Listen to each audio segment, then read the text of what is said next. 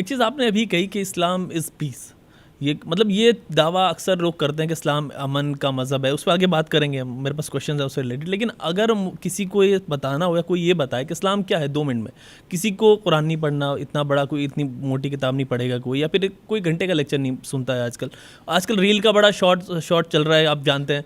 तो 2 मिनट में अगर आप ये समझाएं कि इस्लाम का मैसेज क्या है। देखिए, जिसने, हम यहाँ अपनी मर्ज़ी से नहीं हैं, अपनी चॉइस से नहीं है, जिसने यहाँ मौजूद कर दिया उसके कुछ हमारे ऊपर हक़ हैं। हम यहाँ पर उसकी बहुत क्रिएशन और उसके जो कुछ भी सारी सृष्टि और मखलूक़ात हैं जिनके साथ हम रहते हैं, उनके ऊपर, उनके भी हमारे पर बहुत से हक़ हैं। तो जिसका जो हक़ है वो अदा कर दें, उसके हक़ क्रिएटर के उस अदा कर दें, उसे दे दें। जो इनके हमारे ऊपर हक़ हैं, जो माँ बाप से, पेरेंट्स से शुरू होते हैं, हम यहाँ बैठे, मैं यहाँ बैठे ही नहीं होता अगर उन्होंने, माँ ने मुझे बेपनाह तकलीफ़ें उठाने के बाद फिर वालिदैन ने, पेरेंट्स ने मुझे इस काबिल नहीं कर दिया होता कि मैं बाहर निकल सकूँ। फिर बहुत से और वो लोगों ने मुझे ज़िंदगी दी है और यहाँ तक पहुँचाया कि जिन्हें, वो भी हैं उनमें जिन्हें मैं नहीं जानता, पता नहीं कितनी दफ़ा मरने से बचाया है। तो इन सब का कुछ हक़ है, तो हम उसके हक़ उसे दे दें और इनके हक़ जो है हम अदा कर दें। हक़ मारने वाला ज़ालिम होता है। तो असल में बहुत शॉर्ट में मैं समझाऊँ तो कई तरीक़े से इस्लाम को हम डिफ़ाइन कर सकते हैं। और ये हक़, बंदों के हक़ जब हम पूरे कर रहे हैं, अल्लाह के हक़ अल्लाह को दे दें और अदा कर दें, हम उसके कुछ राइट्स हैं, बंदों को दे दें, तो ये सारा इस्लाम आ गया। तो इस्लाम ये है कि मैं कुछ लेकर नहीं आया था, खाली हाथ आया था। तो अब तो जितना जो कुछ मेरे पास मिला वो सरप्लस है। मेरी जान और मेरे माल, ये कुरान ने कहा कि ईमान लाने वाले तो वो हैं जिन्होंने ये जान और माल उसके हाथ बेच दिए और उसके बदले नेक्स्ट लाइफ की खुशियाँ ले ली, यहाँ इस इम्तिहान से के अंदर कामयाब हो गए। तो फिर ये जान और माल हमारा, हम इसके कस्टोडियन हैं, यहाँ उसकी मर्ज़ी के मुताबिक ख़र्च करें। ज़िंदगी के अंदर अगर उसकी मर्ज़ी के मुताबिक ख़र्च नहीं किया तो फिर इस्लाम नहीं बचा। तो तरह तरह से हम डिफ़ाइन कर सकते हैं। सर साहब, आपने ये कहा कि जान और माल मतलब खुदा के हिसाब से हम चलें उसको लेके, लेकिन इसमें बहुत सारी इंटरप्रिटेशन ऐसी होती है कि लोगों को वो एक्सट्रीमिज़म की तरफ ले जाती है। हम देखते हैं हमारे पड़ोसी देश में बहुत सारी ऐसी एक्सट्रीमिस्ट ऑर्गेनाइजेशन है, और इवन ये चीज़ भी आती है कि मतलब टेररिज्म जो है वो बहुत क्लोजली मतलब इस चीज़ में आ जाता है और वो फिट कर दिया जाता है कि आप जाएँ और कत्ल करें, इस तरह की चीज़ें आती हैं। और ये भी कहा जाता है कि इस्लाम में मान लीजिए कि लोगों को मारा जाता है, दूसरी जगह लड़ाई लड़ी जाती है। तो इन सब चीज़ों को आप कैसे समझाएं कि इस्लाम में मतलब टेररिज्म को फैलाया भी जाता है इस चीज़ों से?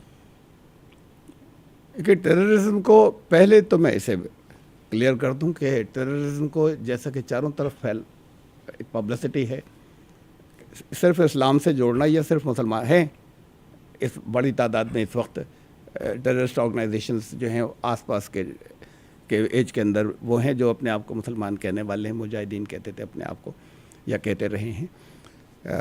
लेकिन टेररिज्म को अगर सिर्फ इस्लाम से जोड़ें तो, और चारों तरफ ये बहुत बड़े पैमाने पे पब्लिसिटी की गई है कि टेररिस्ट तो मुसलमान ही होते हैं और कोई नहीं होता।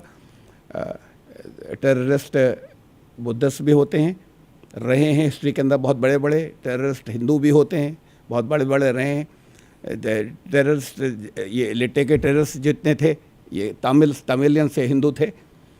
हमारे यहाँ अब भी उनका कोई रिलीजन नहीं क्या कि जिनको ये जाने के बाद ये हमारे ईस्टर्न स्टेट्स के अंदर, झारखंड में और दूसरी जगहों के ऊपर ये जो लोग हैं वनवासी और ये लोग जो हैं ये सारे, उनको एक अलग नाम दे दिया और ना वो भी टेररिस्ट हैं। तो टेररिज्म तो ऑल राउंड पूरी दुनिया के अंदर रहा है। करीब के दौर के अंदर कुछ अरसे से ये मुसलमानों के नाम के साथ में ज़्यादा जुड़ा है। डिफरेंट रीज़न्स हैं, आप सवाल करेंगे तो मैं उसका जवाब दूंगा। लेकिन इस्लाम का जहाँ तक सवाल है, इस्लाम का टेररिज्म से और किसी, असल में बात यह है कि जब दीन की बात होगी तो टेररिज्म से किसी तरह का कोई ताल्लुक़ नहीं कि किसी बेगुनाह को मारना। तो दुनिया के अंदर कोई भी दीन कोई इजाज़त दे ही नहीं सकता इसकी। और चाहे बात ये नहीं कि आप बेगुनाह को मारना, बेगुनाह तो इंसान किसी भी जगह, कुरान कहता है कि एक इंसान का कत्ल तमाम इंसानियत का कत्ल है।